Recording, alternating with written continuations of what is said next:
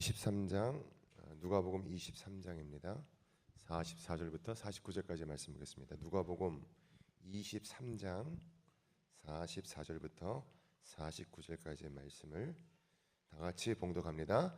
때가 제60쯤 되어 해가 빛을 잃고 온 땅에 어둠이 임하여 제90까지 계속하며 성소의 휘장이 한가운데가 찢어지더라. 예수께서 큰 소리로 불러 이르시되 아버지, 내 영혼을 아버지 손에 부탁하나이다 하고 이 말씀을 하신 후 숨지시니라. 백부장이 그 된 일을 보고 하나님께 영광을 돌려 이르되 이 사람은 정령 의인이었도다 하고 이를 구경하러 모인 무리도 그 된 일을 보고 다 가슴을 치며 돌아가고 예수를 아는 자들과 갈릴리로부터 따라온 여자들도 다 멀리 서서 이 일을 보니라. 아멘. 할렐루야. 장년부 지체들을 예수님의 이름으로 사랑하고 축복합니다. 우리 옆에 분 한번 인사 나눌 때요, 하나님은 당신을 사랑하십니다.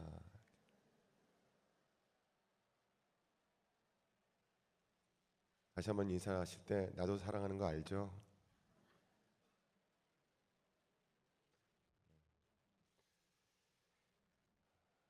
오늘 봉독해드린 누가복음 23장 44절부터 49절까지의 말씀을 가지고 신뢰의 완성자, 신뢰, 믿다, 신뢰의 완성자 이와 같은 제목으로 함께 은혜를 나누려고 합니다. 고난주간이 시작되는 주일입니다. 죽음 앞에서 어떤 마음을 예수님께서 가지셨을까를 이번 한 주간 동안 묵상하시는 거예요. 죽음 앞에 죽음 앞에 서셨던 예수님의 생각, 과연 어떤 생각을 하셨을까? 그리고 독생자 예수 그리스도를 주셨던 하나님은 어떤 생각을 하셨을까? 예수님의 마음은 어떠셨고 아들을 주신 하나님의 마음을 생각하는 그런 주일이고요. 그리고 이 예수님이 죽음 앞에 서셨을 때 죄가 없이 무고한 입장으로 서셨을 때 그 입장이 어떠셨을까? 생각이 어떠셨을까? 그리고 하나님께서는요, 죄가 없는 아들을 죄인들을 위해서 내어주셨어야 되는데 그 마음이 어땠을까? 이번 한 주간 동안은 깊은 우리 묵상의 주제가 될 수 있어야 되고요. 또 한 가지는 만약에 이 장엄한 선택을 미루셨다면 우리는요, 인류는 지금도 고통의 늪에서 헤맬 수밖에 없는데 하나님께서 우리에게 이 봄날 같은, 지난 한 주간 동안 벚꽃이 너무 이쁘게 폈어요. 벚꽃들 잘 보셨나요? 네, 그 화창한 봄날 같은 새로운 인생을 우리에게 열어주셨던 길, 그 길이 바로 이 고통을 통해서 이루어졌구나라는 것을 생각해보는 그런 뜻깊은 주일입니다. 그래서 하나님이 예수님을 통해서 십자가의 길을 계획하셨고 예수님은 그 길을 묵묵히 걸어가셨어요. 자, 여기서 이 장엄한 구원의 드라마가 가능했던 가장 중요한 원인이 뭘까? 가장 중요한 이유가 뭘까? 가장 중요한 요소는 무엇일까? 한 가지입니다. 하나님 향한, 아버지를 향한 신뢰였습니다. 신뢰를 끝까지 예수님이 하셨기 때문에 가능한 일이었다는 것이죠. 그래서 오늘 우리가 그 신뢰의 깊이, 신뢰의 넓이, 신뢰의 진정성, 그걸 한번 보려고 하는 거예요. 이런 비유를 통해서 한번 알아보려고 하는데요. 조금 있다가 이제 동영상을 보여드릴 텐데 먼저 설명을 드릴게요. 여러분 장기 기증 아시죠? 장기 기증을 할 때 어떤 사람을 놓고 장기 기증을 하죠? 의학적으로는 뇌사된 사람을 놓고 장기 기증을 하죠. 뇌사된 사람을 놓고 장기 기증을 하는데, 그런데 이 장기 기증을 할 때 보면요, 이 어떤 한 부분도 사실은 뇌조차도 썩지는 않았습니다. 그렇죠. 멀쩡하죠. 기능이 없을 뿐이지 부패됐거나 없어지지는 않았습니다. 근데 멀쩡한 사람인데 어떻게 보면 한 부분도 안 움직이는 부분이 없는데 그 사람의 뇌 기능이 정지되었을 때 그 사람의 신체 일부를 누군가한테 떼어주는 거예요. 그래서 이걸 본 사람은 그를 이제 신체 일부를 기증받은 사람은 죽을 목숨에서 살아나는 겁니다. 자, 이 영상의 마지막 부분에는 이제 영상의 앞부분에는 연출을 해서 만든 거고요. 영상의 뒷부분은 실제로 자기 아들의 장기를 기증해서 살고 있는 사람의 심장에다가 청진기를 대고 들어봐요. 아들의 심장이잖아요, 그죠? 그러고 나서 그 엄마가 어떤 반응을 보이는지 한번 영상을 틀어주시면 제가 보면서 설명을 해드리겠습니다. 한 아들이 있었습니다. 단란한 과정에 외아들이 있었는데요. 이 아들이 오토바이 타는 걸 좋아하는 거예요. 오토바이를 타고 가는데 여러분이 아시는 것처럼 오토바이는 자동차보다 좀 더 위험하죠. 타고 가는데 사고가 났습니다. 코너를 돌던 중에 버스하고 부딪히는 거예요. 그래갖고 이제 뇌를 다쳐서 저렇게 누워 있는데 사람들에 의해서 급하게 병원으로 이송이 되지만 그런데 뇌사가 됐습니다. 맥박은 뛰는데 부모님에게 들려진 소식은 뭐냐 하면 이 아들이 뇌가 기능을 못할 것 같다. 계속 피가 나는 거예요. 청천벽력 같은 이야기였죠. 분명히 숨쉬고 있는데 어떻게 해야 되지? 고민합니다. 의사가 최종 진단합니다. 살 수 없습니다.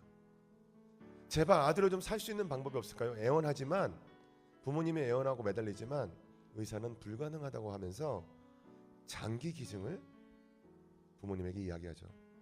그리고 장기 기증을 받아야 되는 환자들은 몰래 보여주는 거예요.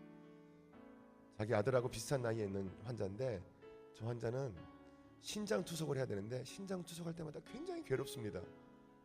근데 신장만 받으면 살 수 있는데 그 아들의 신장에 맞는 거예요. 또 저 가정은 저 아버지가 심장병이 있는데 저기도 기증을 받아야 되는 그런 사람입니다. 저 가정들을 몰래 보여주면서 결국에는 부모님이 아들을 장기 기증을 하고 보내려고 결정을 하죠. 아들을 마음에 묻고 마지막 작별의 인사를 합니다. 아들아, 마지막으로 네 모습을 보는구나. 보내죠. 사랑하는 아들아. 예, 그리고 나서 장기 기증을 하고 그리고 사람들을 살려내죠. 사랑의 나눔이 생명을 살리죠.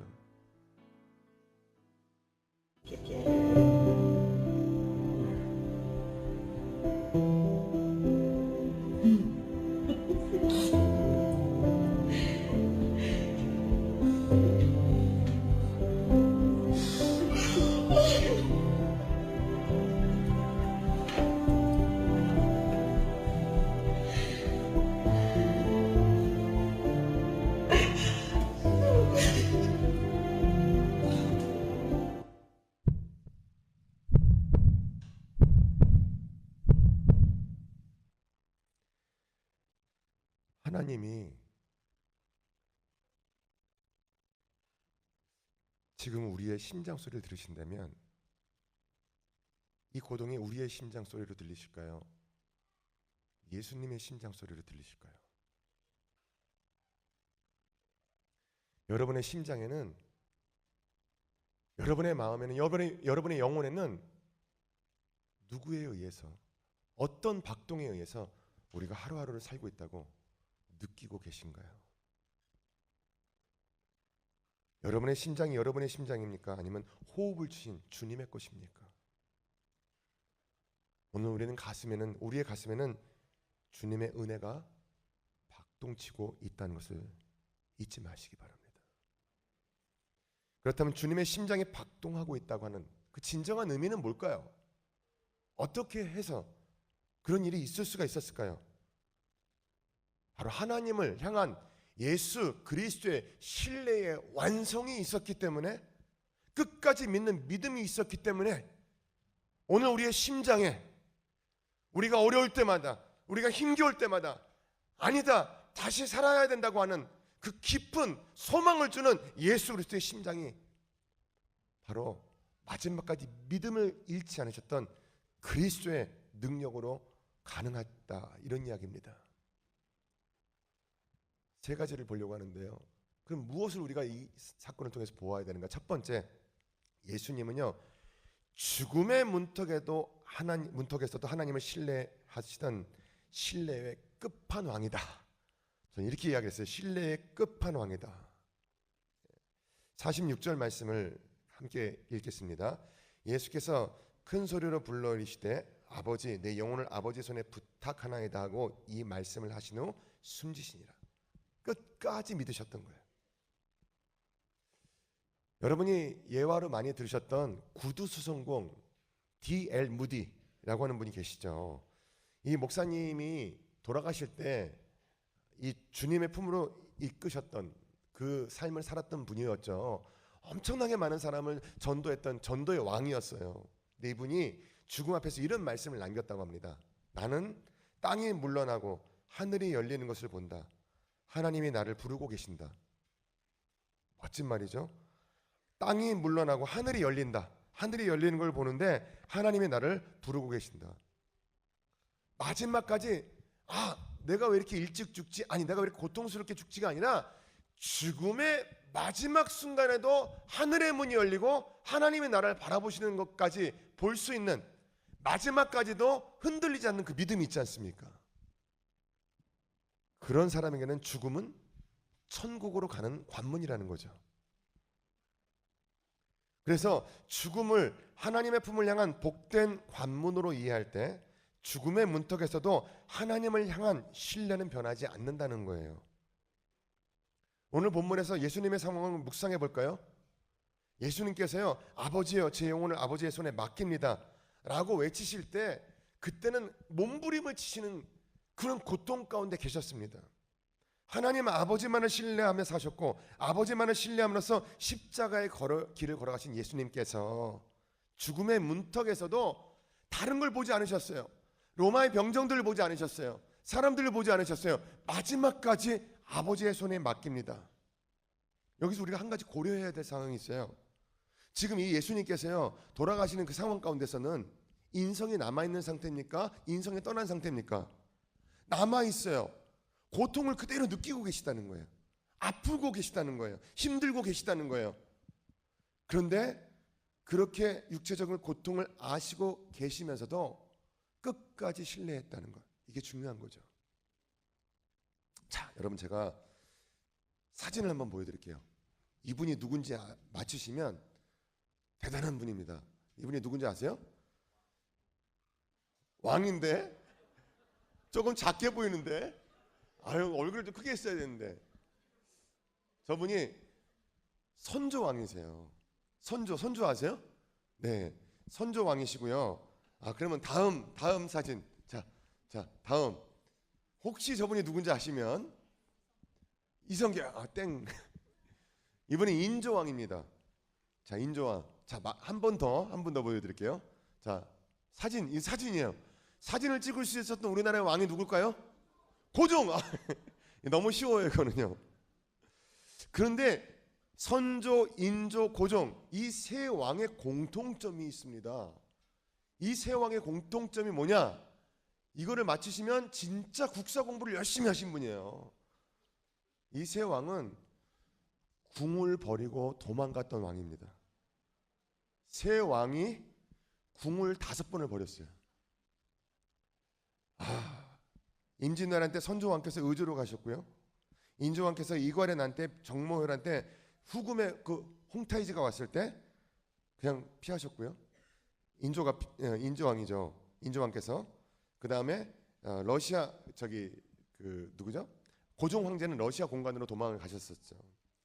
여러분 왕도요 그 좋은 궁전을 놔두고요 급박하면 피하게 돼 있어요. 이게 인간입니다. 어떻게 할 거예요? 죽게 생겼는데 그 좋은 수비대하고 모든 걸 다 놔두고도 도망가는 것이 왕이에요. 왕궁에서 끝까지 책무를 다 못하셨다고 제가 조상님들을 흉보는 거 아니니까 이해해 주시고요. 그럴 수도 있다예요. 인간이기 때문에 그럴 수도 있다예요. 그러니까 흉보는 거 아니니까 오해하지 마세요. 자, 한 가지 더 말씀드릴게요. 여러분 제가 표를 하나 보여드릴 텐데요. 이 표가 무슨 표냐면 조선 가정, 할머니 할아버지가 아이를 키우는 가정에 어떤 늘어나는 수치예요. 최근 18년간 6배가 늘어나 버렸대요. 6배가. 6배가 늘어났다는 이야기 뭐냐면 결혼해서 아기를 낳고는 안 키우고 자기 부모한테 맡기고 그냥 딴 데로 가버린 부모들이 있다는 거예요. 6배가 늘어났다는 거예요. 그런데 그분들을 책망하는 거 아니니까 오해하지 마세요. 자, 그분들이 이상하다는 얘기를 하는 게 오죽하면 그렇겠냐. 사람은 힘들면 그렇게 되어 있습니다. 표를 하나 더 보여드릴까요? 한부모 가정도 마찬가지입니다. 한부모 가정이 2007년부터요 저렇게 쭉 올라가고 있어요. 늘어나는 추세가 굉장히 늘어나고 있어요. 이 한부모 가정도 비난하는 거 아닙니다. 인간은요, 사람은요 힘들면 저런 일을 벌일 수도 있다는 거예요. 오늘 예수님을 한번 생각을 해보시겠어요? 예수님이요 그 삶을 살아가시면서 인간의 고통을 그대로 느끼시는 그런 상태였다는 거예요. 여러분, 우리가 주님의 자녀들인데 주님의 자녀된 삶을 살아가고 있는데 예수님이야말로요 궁전에서 사시던 것도 아니셨고요. 예수님이야말로요 정말 좋은 삶을 안 사셨기 때문에 정말 우리들처럼 말 안 듣는 하나님의 자녀들을 보면서 다 포기하고 싶으셨을 것 같아요. 포기하고 싶으셨을 것 같은데 한 번도 변하지 않으시고 마지막까지 하나님을 신뢰하는 믿음으로 우리들을 위해서 목숨을 던져주셨다는 이야기 아닙니까? 이 십자가의 깊고 깊은 의미, 죽음의 관문에서조차도 흔들리지 않으셨던 예수님의 그 삶, 우리를 위해서 그렇게 사셨던 그 삶, 그 사랑을요 진심으로 깨닫는 데면 여러분 반드시 살아갈 힘을 얻을 수 있게 될 것을 저는 믿습니다. 우리가 얼마나 귀하면 예수님께서 끝까지 우리를 포기하지 않으셨을까요? 그리고 우리는 지금 가지고 있는 내 삶의 고통을 놓고 하나님 힘들어요, 어려워요가 아니라 지금 우리는 당연히 드려야 되는 찬양이 있다는 거예요. 최후 승리를 얻기까지 주의 십자가 사랑하리. 빛난 멸류관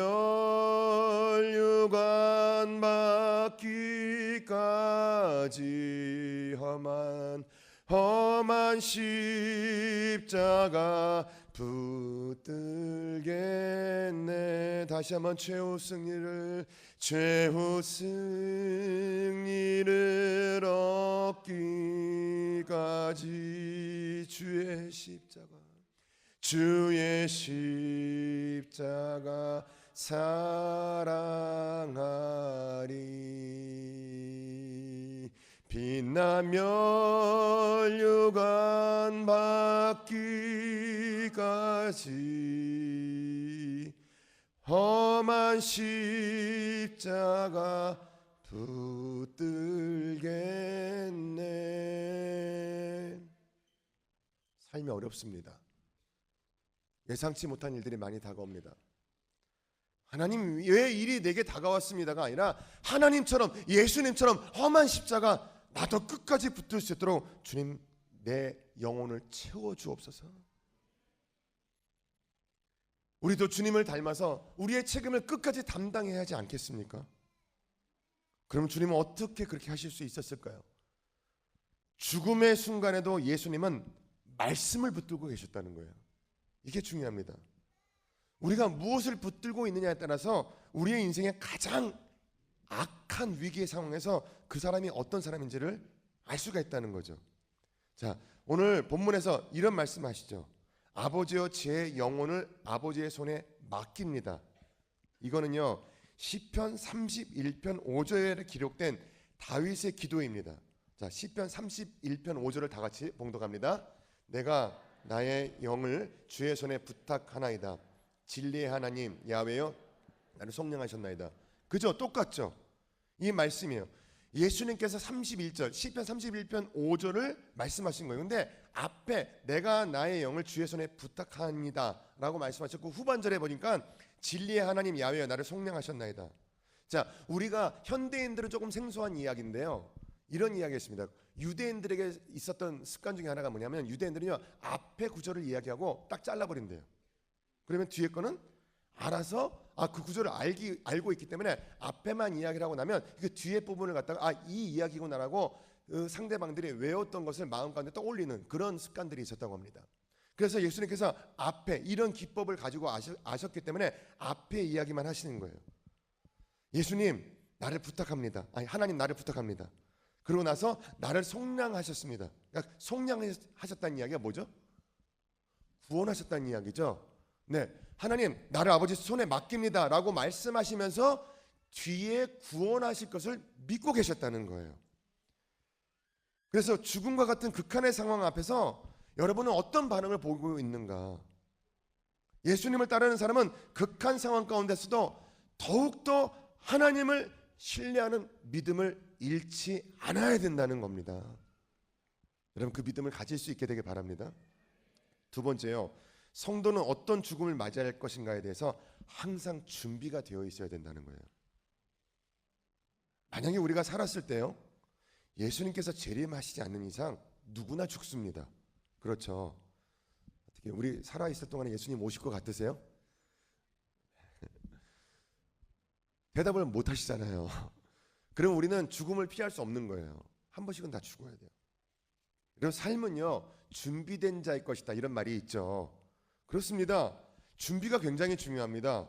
어떤 일은요 준비를 해도 되고 안 해도 되는 일이 있을 수 있는데요, 어떤 일은 준비를 하면 반드시 해야 되는 일들이 있어요. 왜? 나한테 꼭 일어날 일들이기 때문에 준비를 반드시 해야 되는 일들이 있어요. 죽음입니다. 여러분 죽음을 준비하고 계신가요? 한 번만 아멘 하셨어요. 그런데 너무 이 준비를 못하게끔 우리를 방해하는 일들이 이 세상에 굉장히 많은 것 같아요. 그것에 집중하지 못하게 반드시 있을 일임에도 불구하고 그것을 못하게 만드는 일들이 있어요. 인간에게 가장 중요한 문제는 죽느냐 사느냐가 아니에요. 어떻게 죽음을 맞이할 것인가의 문제입니다. 다시 한번 말씀드릴게요. 인간에게 가장 중요한 것은 죽느냐 사느냐가 아니라 어떻게 죽을 거냐. 굉장히 중요한 이야기입니다. 요즘에 이제 신문에 나오는 이야기 중에 포모 증후군이라는 말이 있어요. 포모 증후군. 포모라고 하는데요. 이게 뭐냐? Fear of missing out. 그러니까 뭔가 공포에 의해서 공포가 표출되는 것. 거기에 대해서 이제 뭔가 나타내지 못한 것에 대한 어떤 공포심을 느끼는 건데요. 이 말을 포모 증후군이라고 이야기하는데 이게 이제 이런 겁니다. 내가 혼자 왕따 될까봐 두려워하는 거예요. 나만 혼자 버림받을까봐 두려워하는 거예요. 자, 이게 마케팅에서 많이 쓰는 기법이래요. 소비자가 홈쇼핑을 보다가 저거 사지 않으면 손해볼 것 같은 마음을 막 유도하는 거예요. 어떨 때 유도하죠? 어떻게 유도하죠? 매진 임박, 타임 세일, 단 5분간만 세일, 한정 수량, 얼마 남지 않았습니다. 이게 다 이 마케팅 기법인데요. 사람들한테 이 포모 증후군을 자꾸 자극시키는 말이에요. 올 초에 온 나라를 떠들썩하게 했던 게 뭐야? 비트코인. 그쵸? 비트코인 혹시 안 사면 안 되는 거 아니야? 그래서 사신 분들 손 들어보세요. 순진하게 손 들라고 그러시네. 근데 지금 웃으시는 분들은 조금 수상합니다. 네. 정확히 알지도 못하면서 이거 나도 사야 되는 거 아니야? 이런 생각. 이게 바로 이 포모 증후군을 자극시키는 거예요. 이런 방식으로 사람들을 자꾸 현혹시킵니다.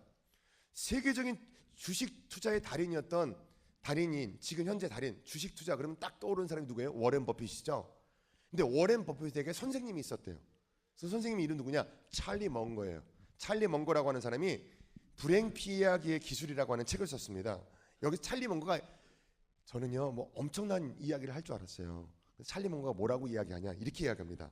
대단해지는 건 고사하고 멍청해지지 않으려고 했더니 성공했다. 장기적으로 큰 성공을 가지고 왔다고 이야기를 하면서요, 그의 삶은 대단한 행복을 추구하는 데 있지 않고 멍청함이나 어리석음, 유행 따르기를 피함으로써 이루어졌다. 이렇게 고백하고 있습니다. 다시 한번요. 대단한 행복을 추구하는 데 있지 않고 멍청함이나 어리석음, 유행 따르기를 피함으로 이루어졌다.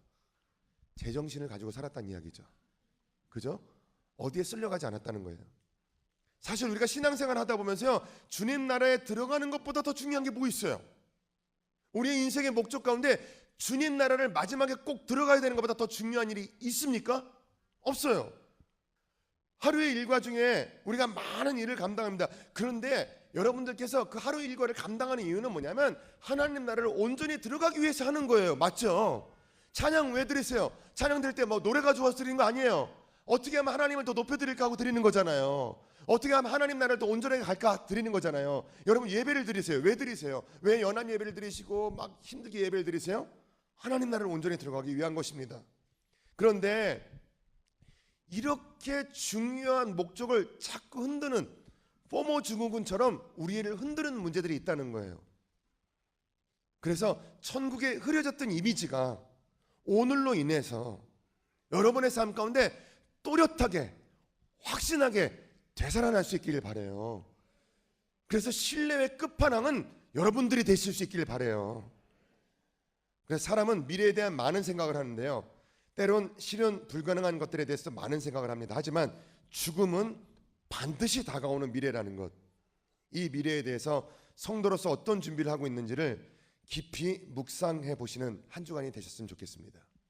셋째로, 예수님의 죽음을 보면서 그 죽음이 의미하는 바가 무엇인지를 깨달아야 된다는 거예요.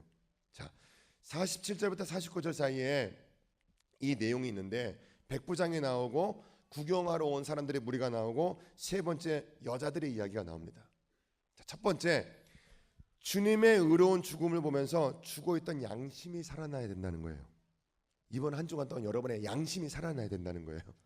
자, 47절 이하에 목격자가 세 사람이 나와요. 세 부류가 나와요. 47절은 백부장, 두 번째는 구경하러 모인 무리, 세 번째는 따라온 여자들, 이렇게 세 부류가 나옵니다. 그런데 여기서 조금 이제 정신을 잠깐 바짝 차리고, 마지막이니까 자, 들어보시면 요 48절에 나오는 무리들을 잘 아셔야 돼요. 자, 우리가 지금 누가복음을 보고 있죠. 누가복음 누가 썼어요? 누가가 성경을 하나 더 썼습니다. 뭘 썼어요? 사도행전 썼어요. 자, 사도행전 2장에 베드로가 어디 가서 설교를 하는 게 나오냐면 솔로몬의 행각에 가서 설교를 합니다. 그때 설교를 할 때 뭐라고 설교를 하죠? 너희가 예수를 십자가에 못 박았다는 이야기를 하죠. 그때 반응을 어떤 반응을 했죠? 듣던 사람들이 어떤 반응을 했어요? 어찌할꼬. 그 사람들이 지금 누가가 그 사람들과 동일하게 지금 여기서 구경하러 모인 무리들 같은 무리로 지금 써놓은 거예요. 그래서 이 사람들 여기서 그가 된 일을 보고 다 가슴을 치며 돌아갔다. 지금 예수님께서 십자가에 달리신 걸 보고 가슴을 치며 돌아간 거예요. 그래서 이들이 느꼈던 죄책감은 뭐냐면 우리가 의인을 죽였다예요. 죄책감과 악행을 했던 자신들의 과거 행동에 대한 심판의 두려움이 딱 임하면서요, 어떡하지? 이런 마음이 들었던 거예요. 이번 한 주간 동안에 우리의 마음 가운데 어떡하지? 예수님을 보면서 내가 그 부분만큼은 하나님께서 원하시는 삶을 살지 않았지 라고는 마음 가운데 양심의 일깨움이 있어야 된다는 거예요. 자, 그러면 베드로 이제 사도행전 2장에서 누가가 설교했던, 누가가 이야기하는 베드로의 이야기가 뭔지 한번 우리가 읽어보겠습니다. 사도행전 2장 36절입니다. 시작. 이스라엘 온 집은 확실히 알지니 너희가 십자가에 못 박은 이 예수를 하나님이 주와 그리스도가 되게 하셨느니라. 이 설교를 듣고 그때 유대인들이 이 37절에 이렇게 반응했어요. 같이 봉독합니다. 그들이 이 말을 듣고 마음에 찔려 베드로와 다른 사도들에게 물어 이르되 형제들아 우리가 어찌할꼬 하거늘. 지금 그리고 나서 3천 명이 어떻게 됐어요? 회개하고 뭐를 받았어요? 세례를 받았다.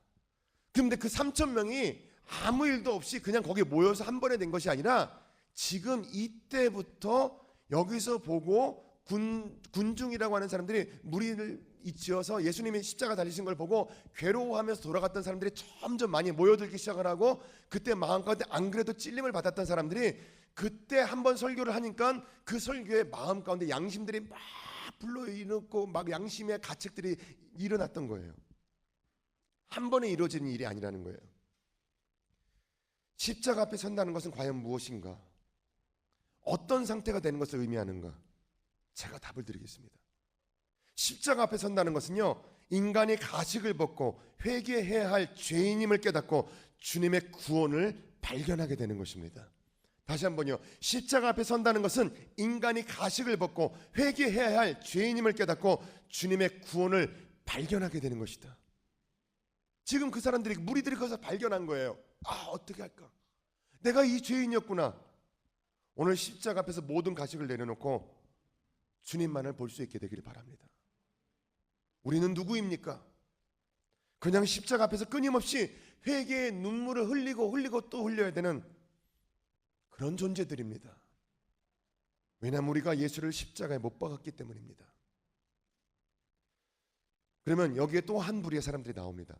끝까지 충성하는 사람들입니다. 끝까지 충성하는 사람들을 본받아야 된다, 이런 이야기죠. 자, 예수님의 십자가 순환과 장례를 기록하고 있는 이 부분에서요, 십자가 형벌을 받으실 때도 요한 빼놓고는 없었어요. 저는 너무 안타까워요. 제자가 몇 명이었죠? 그 중에 하나가 빠졌죠? 11명인데 한 명 빼놓고 10명이 없어요. 참 안타깝습니다. 그리고 여러 정황으로 밀어볼 때 이 사도들은요, 예수님이 십자가 형벌을 받으시는 현장에 몇 명이 있었어요? 없었어요. 그런데 이 여인들은 있었어요. 죽기까지 주를 따르겠다고 소리쳤던 제자의 이름이 뭐였죠? 베드로죠. 베드로도 없었습니다. 근데 이 여인들은 마지막까지 처형 장면을 멀리서 지켜보면서 가슴 아파했다는 거죠. 그리고 나서 예수님의 시신을 처음 발견했던 분들도 누구였죠? 시신이 없어졌다는 것을, 무덤이 열려졌다는 것을 발견했던 사람들이 누구였어요? 여인들이었습니다. 여인들이요, 위대합니다. 네, 여인들이었습니다. 여기서 근데 저는 여인만을 보려고 하는 것이 아니라 끝까지 충성했던 사람들. 오늘 여러분 끝까지 주님 앞에 충성하는 자녀들 되시길 바랍니다. 예수님의 죽음을 묵도하면서 양심의 변화가 없다면 영적으로 심각한 상태일 것입니다. 무뎌진 신앙 양심이 살아나서 주님의 의로우신 죽음에 대하여 가장 예민한 반응을 보일 수 있는 신앙, 그 신앙이 오늘 고난주간이 시작되는 이 종료질, 오늘 여러분 마음 가운데 되살아날 수 있게 되기를 바랍니다. 끝까지 충성하는 모습이 가장 귀한 모습이겠죠. 자, 말씀의 결론을 맺겠습니다. 주님은요, 우리를 위해서 생명을 주셨습니다. 우리는 주님께 무엇을 드리고 있습니까? 때론 작은 시간도, 때로는 내 욕심 때문에 뭔가 못 드리는 것들이 있을 때가 있죠. 그리고 주님이 원하시는 선한 삶도 살지 못할 때가 있습니다. 그런데 그런 여러분을 책망하려고 하는 게 아닙니다. 이렇게 사세요 저렇게 사세요 하는 이야기 아니니까 오해하지 마세요. 그런데 그런 우리를 위해서 예수님은 기꺼이 십자가를 지셨다는 겁니다. 이게 중요합니다. 이 배목사만 해도요, 하나님 마음에 안 들 때가 너무, 제 자신이 생각해도 마음에 안 들 때가 너무 많아요. 그런데 나를 위해서 이렇게 하루에도 12번도 넘게 이랬다 저랬다는 나를 위해서 예수님이 십자가를 지셨다. 기꺼이 지셨다. 그리고 그 신뢰를, 하나님을 향한 신뢰를 완성하셨다. 그것은 하나님을 믿으셨기에 가능했던 일이었습니다. 여러분, 하나님을 믿으십니까? 예수님을 믿으십니까? 끝까지 주님이 원하시는 길을 포기하지 말고 걸어나갈 수 있게 되기를 바랍니다. 오늘 그 주님의 깊은 신뢰의 심장이 여러분 가슴에 고동치고 있습니까?